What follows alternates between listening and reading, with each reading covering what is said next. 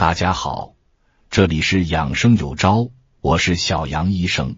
据国家食品安全风险评估中心数据显示，我国每年因食用变质鸡蛋引发的食源性疾病超过12万例，其中65岁以上老年人占比高达 43.7%。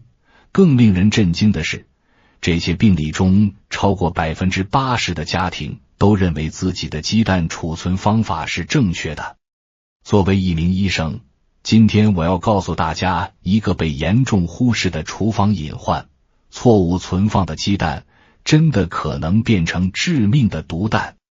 接下来，我将教大家如何科学储存鸡蛋，守护全家人的餐桌安全。张阿姨是我社区里的热心肠，退休前是小学老师，现在每天最大的乐趣就是给儿孙们准备可口的饭菜。上个月，她精心准备的茶叶蛋却让全家人上吐下泻，最后集体住进了医院。检查结果显示，问题就出在她储存鸡蛋的方式上。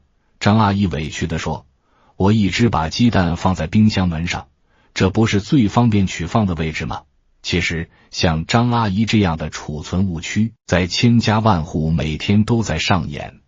鸡蛋确实是大自然赐予我们的完美食物，它含有优质蛋白质、卵磷脂、多种维生素和矿物质，是老少皆宜的营养佳品。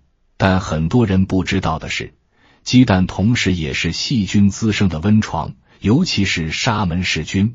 这种细菌不仅存在于蛋壳表面，还可能通过蛋壳上的微小气孔进入鸡蛋内部。在不当的储存条件下，这些细菌会迅速繁殖，产生毒素，食用后轻则引起肠胃不适，重则导致食物中毒，对老年人、儿童和免疫力低下的人群尤其危险。我见过太多因为吃了变质鸡蛋而送医的病例。记得去年夏天，一位独居老人因为舍不得扔掉存放了2个月的鸡蛋，结果食用后严重脱水，差点酿成悲剧。这些案例都提醒我们，正确储存鸡蛋不是小事，而是关乎全家健康的大事。那么，鸡蛋到底应该怎么放冰箱？哪些储存方法是错误的？接下来，我将一一为大家揭晓。走进大多数家庭的冰箱，我们都会看到冰箱门上专门设计的鸡蛋架，很多人认为这是存放鸡蛋的最佳位置。但我要告诉大家一个颠覆认知的事实：冰箱门是冰箱里温度波动最大、最不稳定的地方，把鸡蛋放在这里，无异于让鸡蛋坐上了过山车。冰箱门因为频繁开关，温度通常在4至10摄氏度之间波动，而鸡蛋最适宜的储存温度是2至5摄氏度。这种温度波动会加速鸡蛋内部的变化，使蛋清中的稀薄蛋白比例增加，浓稠蛋白减少，导致鸡蛋新鲜度快速下降。更重要的是，温度波动还会促进蛋壳表面细菌的繁殖和渗透，大大增加食品安全风险。我经常在门诊中遇到这样的患者，他们严格按照保质期食用鸡蛋，却仍然出现了食物中毒症状。经过详细询问，发现问题往往就出在储存位置上。李叔叔就是这样，他习惯把鸡蛋放在冰箱门上，结果不到1周，鸡蛋就已经变质。当我告诉他冰箱门不适合放鸡蛋时，他惊讶地说：“我放了一辈子鸡蛋都在冰箱门上，从来不知道这是错的。”那么，鸡蛋应该放在冰箱的什么位置呢？答案是冰箱冷藏室的中下层，这里温度最稳定，最接近理想的储存温度。最好将鸡蛋放在原装蛋盒里，再一起放入冰箱，这样既能保持温度稳定，又能防止鸡蛋吸收冰箱里的异味。记住，冰箱门上的鸡蛋架不是为鸡蛋设计的黄金位置，而是危险位置。王大妈有个习惯，每次买回鸡蛋都会仔细清洗一遍，再放进冰箱。她认为这样更卫生，但这个看似卫生的习惯却隐藏着巨大的食品安全隐患。作为一名医生，我要告诉大家，鸡蛋买回家后千万不要清洗，清洗反而会加速鸡蛋变质。这要从鸡蛋的天然保护机制说起。鸡蛋壳表面有一层看不见的隐形外衣，角质层。这层薄膜能有效阻挡细菌侵入鸡蛋内部。当我们用水清洗鸡蛋时，这层保护膜会被破坏，蛋壳上的微小气孔就会暴露出来。冰箱里的湿气和细菌很容易通过这些气孔进入鸡蛋内部，导致鸡蛋快速变质。赵阿姨今年62岁，是一位退休的会计，她做事向来一丝不苟，对家里的卫生要求极高，尤其是厨房，简直可以用一尘不染来形容。在她看来，入口的东西怎么小心都不为过。每次去菜市场买回鸡蛋，她回家的第一件事不是把鸡蛋放进冰箱，而是拿出一个盆，倒上温水，滴上几滴洗洁精，仔仔细细地把每一颗鸡蛋都搓洗一遍。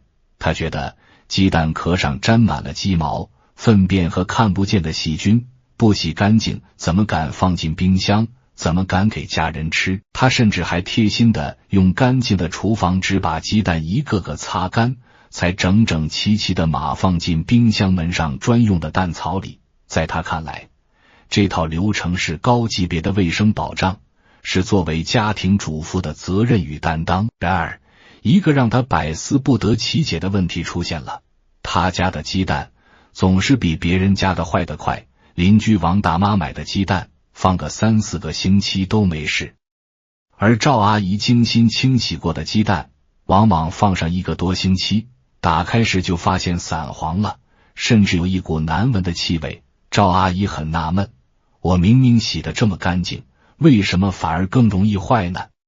她以为是超市的鸡蛋质量不好，还特意换了更贵的品牌，但问题依旧。真正的风暴发生在上个月，赵阿姨的小孙子生日，吵着要吃奶奶亲手做的蛋糕，赵阿姨满口答应，从冰箱里拿出存放了大约10天的鸡蛋。这些鸡蛋从外表看，壳体光滑干净，没有任何裂纹，对折光晃一晃，蛋清和蛋黄也似乎很完整。赵阿姨很放心，按照食谱打了7-8个鸡蛋，和面粉、牛奶、糖一起精心烤制了一个大蛋糕。生日派对气氛热烈，小孙子吃得满嘴奶油，赵阿姨和老伴、儿子儿媳也都分享了这个充满爱意的蛋糕。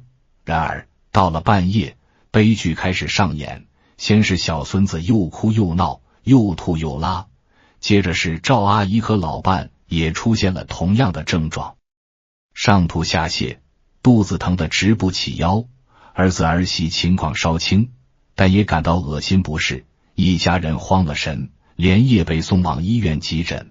急诊室里一片忙乱，医生们根据症状初步判断为急性胃肠炎，很可能是食物中毒。在询问了当天的饮食后，所有的嫌疑都指向了那个生日蛋糕。赵阿姨急得快哭了，不可能啊，我用的食材都是新鲜的，鸡蛋也才放了10天，而且我都洗得干干净净的。为了找到确切的元凶，医生对剩余的蛋糕和赵阿姨家冰箱里同批次的鸡蛋进行了采样化验。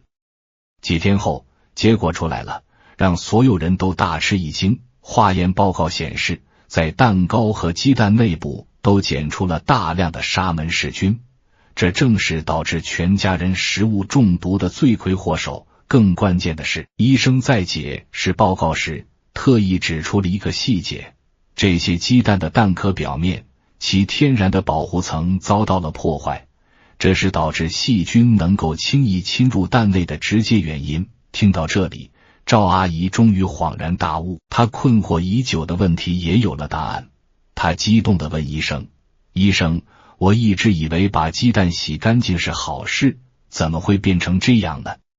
看着赵阿姨既委屈又焦急的样子，我作为接诊医生，耐心地为她揭开了这个卫生误区背后的科学原理。赵阿姨，您的心情我非常理解，您是想保护家人，这份心意是好的，但问题就出在清洗这个环节上。您无意中破坏了鸡蛋的天然铠甲。我解释道，鸡蛋在母鸡体内形成时，母鸡会分泌一层薄薄的胶状物质包裹在蛋壳外面，这层物质我们称之为星号壳外膜，或者更通俗的叫它角质层。这层膜肉眼几乎看不见，但它的作用却至关重要。它就像鸡蛋的隐形盔甲，上面有上万个微小的气孔，这些气孔是鸡蛋进行呼吸与外界交换气体的通道，而这层壳外膜就像一个智能的阀门，它允许空气通过，却能有效地阻挡外界的细菌和微生物星号侵入蛋内，保护鸡蛋内部的纯净。您用洗洁精和热水清洗鸡蛋，虽然去除了表面的污垢，但同时也彻底洗掉了这层宝贵的天然保护膜。我继续说道，没有了这层盔甲，鸡蛋壳上的那成千上万个气孔就变成了完全开放的大门。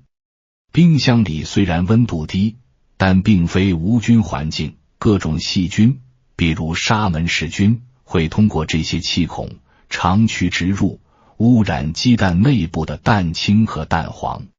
而且您洗完后擦干，也给了细菌一个干燥但无防护的繁殖环境。所以您家的鸡蛋不是坏得快，而是从您清洗的那一刻起就已经被缴械，开始被细菌攻城略地了。我接着补充道，另外，冰箱门的温度是整个冰箱里最高、波动最大的。每次开门，冷气流失，门上的温度会迅速回升。这种温度波动，对于失去了保护膜的鸡蛋来说，简直是细菌培养箱的最佳条件。这就是为什么您家存放10天的鸡蛋，内部已经细菌超标，而别人家没洗的鸡蛋放在冰箱内部能保存更久的原因。那么，如果鸡蛋表面确实很脏怎么办？正确的做法是用干布或纸巾轻轻擦拭蛋壳表面的污物，而不是用水清洗。如果污物较多，可以用微湿的布擦拭，但要立即擦干，并且尽快食用。记住，鸡蛋的角质层是天然的保鲜膜，我们要做的是保护它，而不是破坏它。在门诊咨询中，我经常被问到，鸡蛋到底应该横放还是竖放？这个问题看似简单，却关系到鸡蛋的新鲜度和保质期。让我来为大家揭开这个储存谜题。鸡蛋的最佳存放方式是竖放，而且是大头朝上。这不是随意的规定，而是有科学依据的。鸡蛋的大头一端有一个气室，这是鸡蛋的呼吸系统。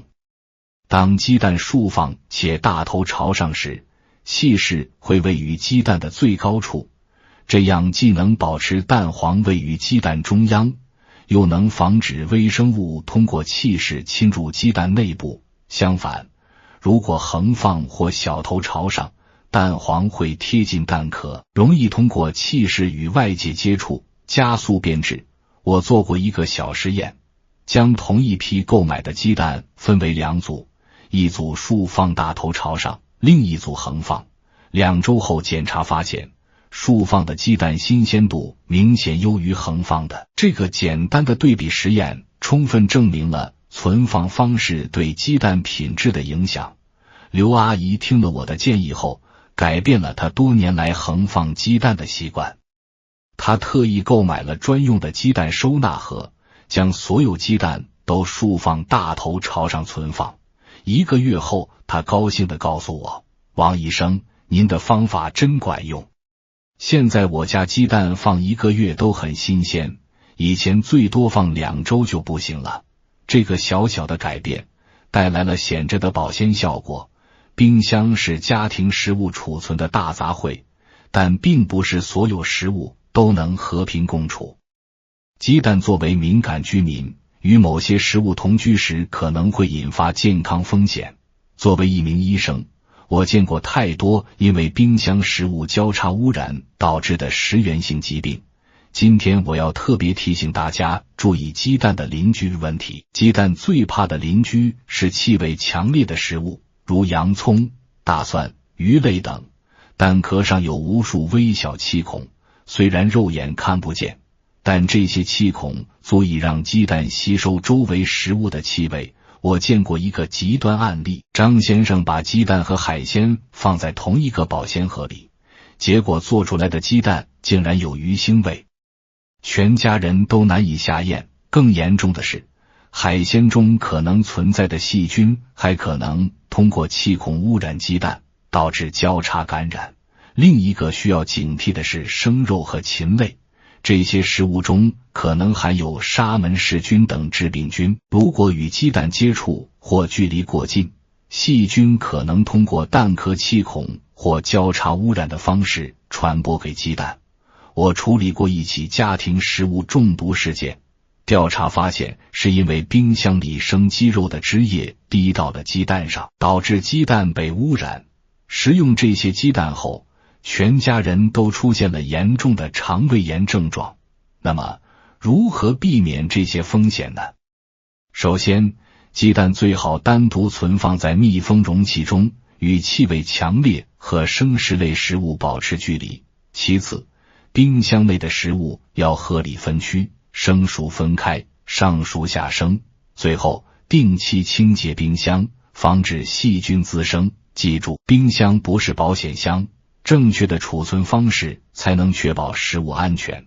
很多消费者把保质期当作保险期，认为只要在保质期内就绝对安全。但作为一名医生，我要告诉大家，鸡蛋的保质期只是参考，不是保证。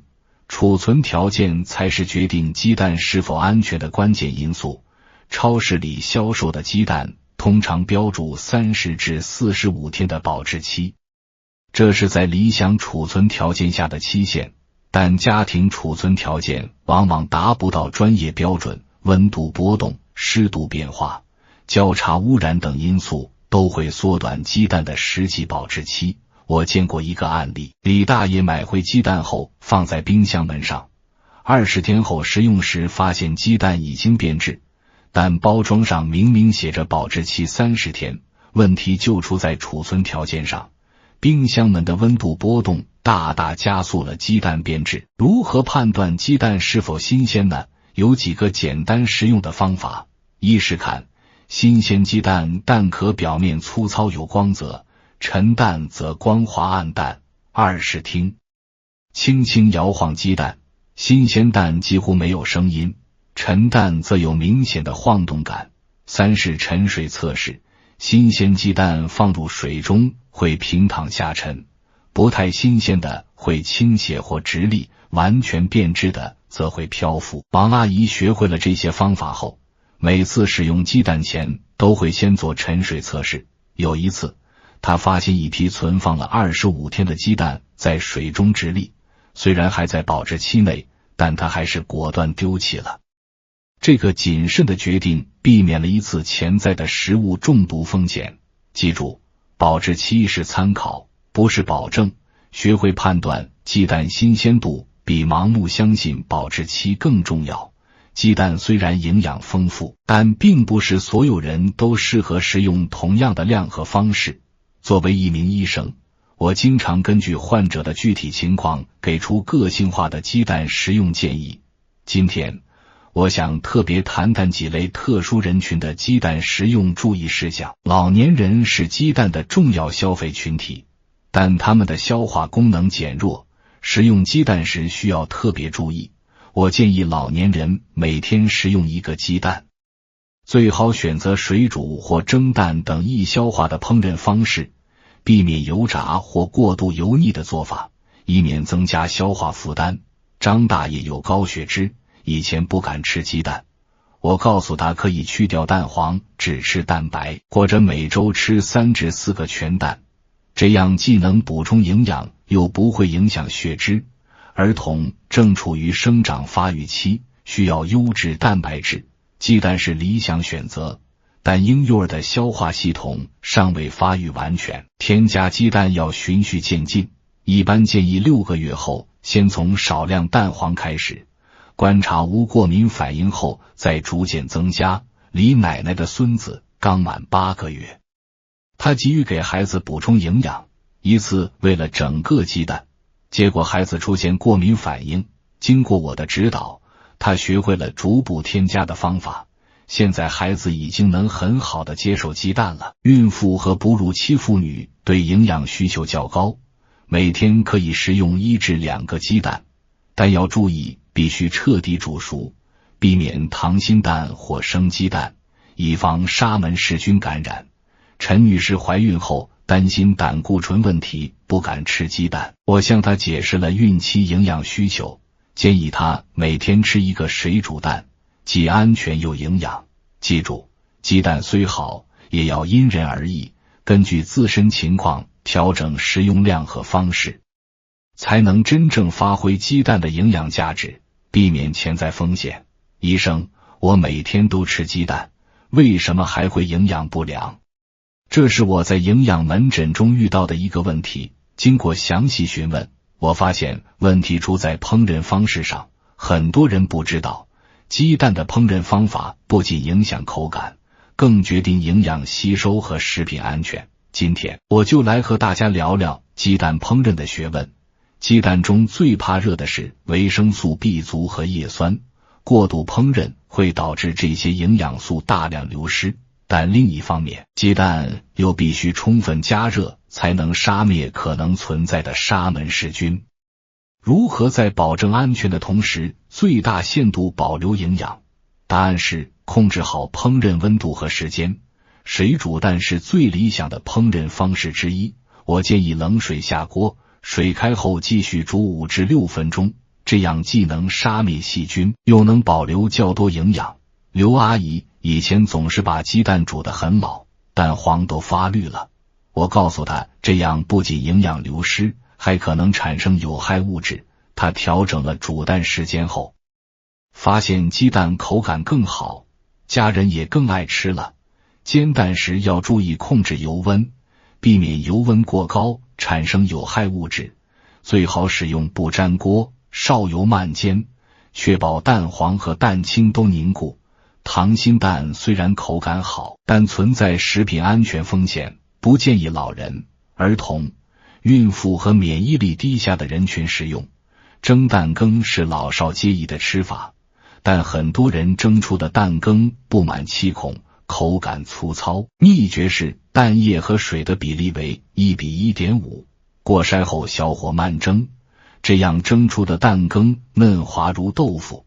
王奶奶学会了这个方法后，她的小孙子再也不挑食了，每次都能吃下一大碗。记住，烹饪鸡蛋是一门学问，掌握好温度和时间，才能既安全又营养。从今天开始，不妨尝试调整您的烹饪方式，让每一颗鸡蛋都发挥最大的营养价值。鸡蛋壳这个看似无用的厨房垃圾，其实藏着许多实用价值。今天我就来教大家如何变废为宝。鸡蛋壳的主要成分是碳酸钙，经过处理后可以成为优质的钙补充剂。我建议将鸡蛋壳洗净晾干，用烤箱烤脆后磨成粉末，每天少量添加到食物中。张阿姨有轻度骨质疏松，我教她这个方法后，她坚持每天在粥里加一点蛋壳粉，半年后复查骨密度有明显改善。鸡蛋壳还是天然的清洁剂，将蛋壳捣碎后装入布袋，用来清洗窄口瓶或保温杯，效果比刷子还好。李大爷以前总抱怨茶杯里的茶渍洗不掉，用了蛋壳清洁法后，他的茶杯焕然一新，连老伴都夸他爱干净。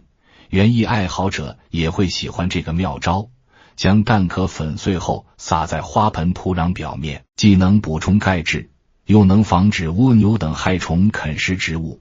赵阿姨是个养花达人，她用这个方法保护了她心爱的月季花，花开的比邻居家的都旺盛。当然，使用鸡蛋壳也要注意卫生，一定要彻底清洗消毒。避免残留的蛋液滋生细菌。蛋壳粉不宜过量食用，每天不超过1茶匙为宜。记住，生活中的小智慧往往就藏在这些看似无用的东西里，善于发现和利用，既能环保又能省钱，何乐而不为呢？选购新鲜鸡蛋是保障食品安全的第一步。今天我就来教大家几个实用的选购技巧。首先要看蛋壳，新鲜鸡蛋的蛋壳表面粗糙，有一层粉状物，这是角质层的体现。如果蛋壳光滑发亮，说明存放时间较长或经过清洗处理。刘阿姨以前总喜欢挑干净的鸡蛋，我告诉她粗糙的才是新鲜的，她恍然大悟。其次要轻轻摇晃，新鲜鸡蛋摇晃时几乎没有声音，因为浓稠蛋白将蛋黄固定在中央，如果听到明显的晃动感，说明蛋白变稀，鸡蛋不够新鲜。张大爷学会了这个方法后，再也没买过陈蛋。购买时还要注意生产日期和保质期，尽量选择生产日期近的鸡蛋，不要被促销活动迷惑。李大爷曾因为打折买了大量临期鸡蛋，结果还没吃完就变质了，得不偿失。对于散装鸡蛋，可以通过灯光透视法检查，将鸡蛋对准光源。新鲜鸡蛋气势小，蛋清透亮，蛋黄居中；陈蛋则气势大，蛋清浑浊，蛋黄偏移。王阿姨在菜市场学会了这个方法，现在她挑的鸡蛋总是最新鲜的。记住，选购鸡蛋是食品安全的第一道防线，掌握这些简单实用的技巧，就能从源头把好质量关。为家人的健康保驾护航，下次买鸡蛋时不妨试试这些方法，相信您也能成为选购鸡蛋的行家。鸡蛋富含蛋白质和维生素，对大多数人来说是健康食品，但正在服用某些药物的人群需要注意，鸡蛋可能会影响药物的吸收和代谢，例如4环素类抗生素与鸡蛋中的钙结合会形成不溶性复合物，降低药效。孙先生因感冒服用多烯环素，同时吃了鸡蛋，结果感冒迟迟不好，就是这个原因。华法林等抗凝药物的患者也需要注意，鸡蛋中的维生素 K 可能会影响药效。这类患者应保持每天鸡蛋摄入量相对稳定，避免突然增减。赵奶奶服用华法林，我建议她每天固定吃1个鸡蛋，不要今天不吃明天多吃，这样有助于维持稳定的药效。她听类降脂药与鸡蛋的相互作用也是常见问题，虽然现代研究认为适量食用鸡蛋对血脂影响不大，但服用他汀类药物的患者仍需控制胆固醇摄入。我建议这类患者每周不超过4个鸡蛋，最好选择水煮或蒸蛋等低脂烹饪方式。当然，并非所有药物都与鸡蛋有相互作用，大多数情况下，正常食用鸡蛋是安全的。但如果您正在服用药物，最好咨询医生或药师的专业建议。记住，科学用药与合理饮食同样重要，两者配合才能达到最佳治疗效果。鸡蛋是最常见的食物过敏源之一，尤其儿童发病率较高。鸡蛋过敏症状多样，轻则皮肤瘙痒、红疹，重则呼吸困难、过敏性休克，甚至危及生命。我曾接诊过一个严重病例，一名3岁男孩吃了少量蛋糕后，突然出现呼吸困难，紧急送医才抢救过来，后来确诊为鸡蛋过敏。鸡蛋过敏的诊断需要专业评估，皮肤点刺试验和血液特异性 IgE 检测是常用方法，但需要注意的是，这些检测结果需要结合临床症状综合判断，不能单凭检测结果下结论。李女士的孩子检测显示鸡蛋过敏，但实际食用后并无反应。经过我的评估，孩子可以正常食用鸡蛋。对于确诊鸡蛋过敏的患者，目前最有效的方法是严格避免食用鸡蛋及含鸡蛋成分的食品。这需要仔细阅读食品标签，了解各种食品添加剂的成分。王奶奶的孙子对鸡蛋过敏，他学会了识别食品标签中的鸡蛋成分，现在能很好地避免孩子误食。近年来，口服免疫治疗在鸡蛋过敏治疗中取得了一定进展，在医生指导下，从极少量鸡蛋开始，逐渐增加摄入量，使患者产生耐受。但这种方法必须在有抢救条件的医疗机构进行，切勿自行尝试。张先生的孩子接受了这种治疗，现在可以少量食用鸡蛋而不出现过敏反应。记住，鸡蛋过敏不可小觑，严重时可能危及生命。如果怀疑过敏，一定要及时就医，明确诊断，科学管理。对于过敏患者家属，要学会识别过敏症状和紧急处理方法，为孩子的健康保驾护航。鸡蛋和豆浆相克的说法流传很广，传统认为两者同时会导致营养流失或消化不良。从现代营养学角度看，豆浆中的一氮白酶抑制剂确实可能影响蛋白质消化，但经过充分加热后，这种物质大部分会被破坏。我建议喜欢同时食用鸡蛋和豆浆的人，确保豆浆彻底煮沸，这样既能享受美味，又能保证营养吸收。毛鸡蛋是某些地区的传统美食，但存在严重食品安全隐患。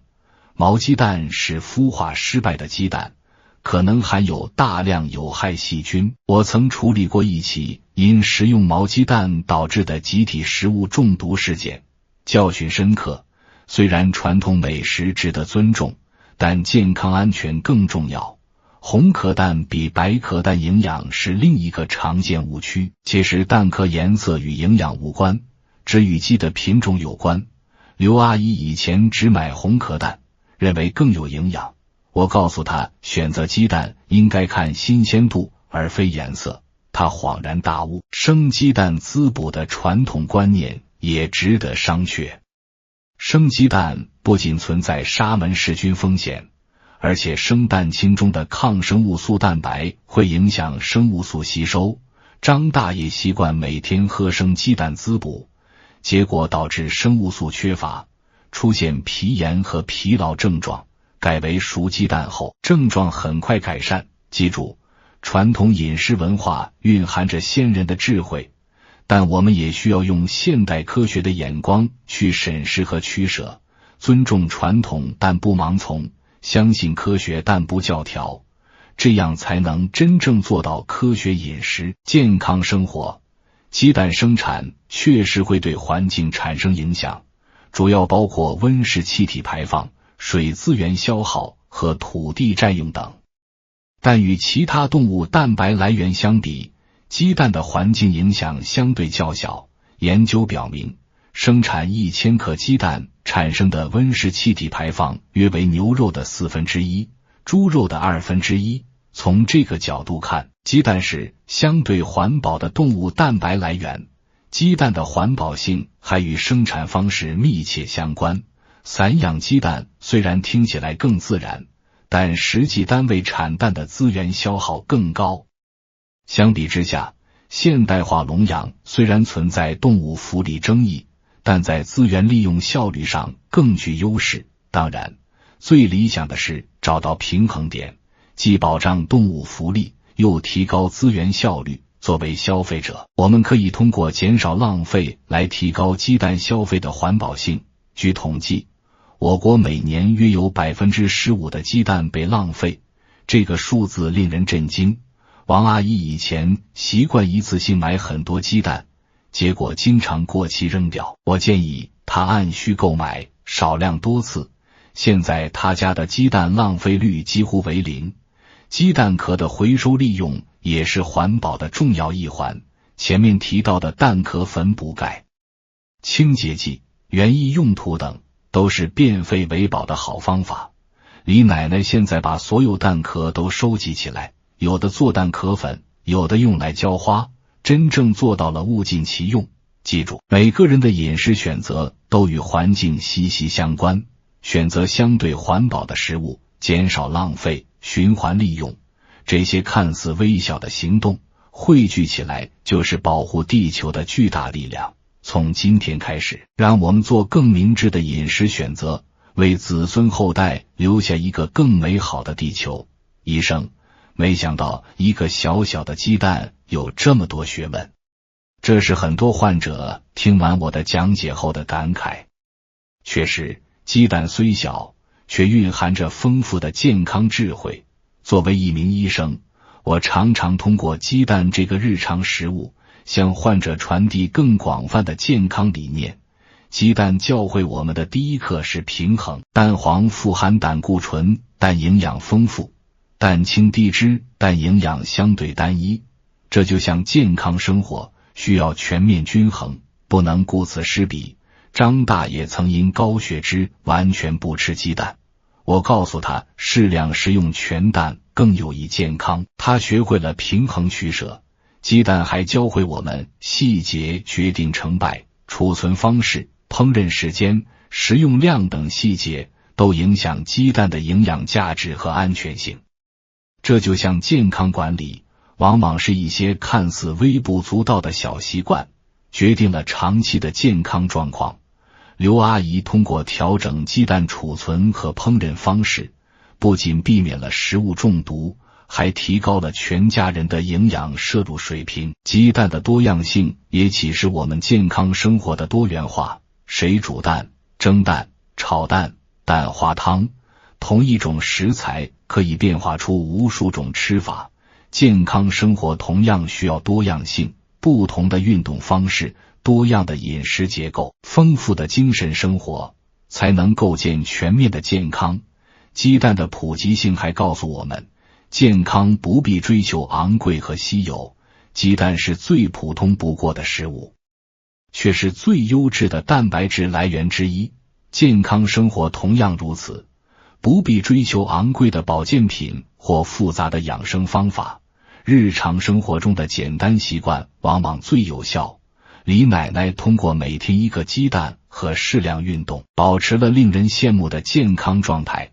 记住，健康智慧往往就藏在这些日常小事中，从正确储存和食用鸡蛋开始。培养健康的生活习惯，关注细节，追求平衡，享受多样性，保持简单实用，这些看似平凡的智慧将引领我们走向更健康、更美好的生活。到这里，我想起了无数因鸡蛋问题就诊的患者，也想起了那些通过改变鸡蛋储存和食用习惯而重获健康的家庭。作为一名医生，我深感健康教育的意义不仅在于治疗疾病，更在于预防疾病，帮助人们建立健康的生活方式。鸡蛋只是我们日常饮食中的一小部分，但通过它，我们可以看到健康生活的全貌，科学的知识，正确的习惯，平衡的理念，细节的关注，多样性的追求，简单实用的方法。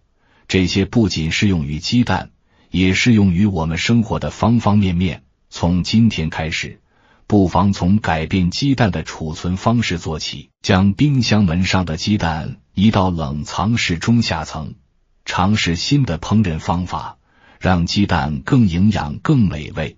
关注家人的特殊需求，为不同家庭成员提供适合的鸡蛋食用方案，减少浪费，让每一颗鸡蛋都发挥最大价值。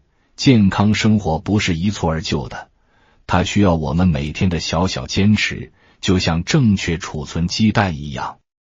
看似微小的改变，长期坚持就会带来显著的健康收益。我相信，只要我们用心关注这些生活细节，就能为自己和家人构建一道坚实的健康防线。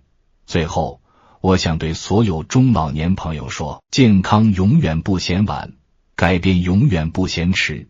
无论您现在的健康状况如何，无论您过去有哪些不健康的生活习惯，从今天开始，从一颗鸡蛋开始，迈出健康生活的第一步，作为一名医生，我永远是您健康路上的支持者和同行者。让我们一起行动，用科学的知识和简单的行动，创造更健康、更美好的生活。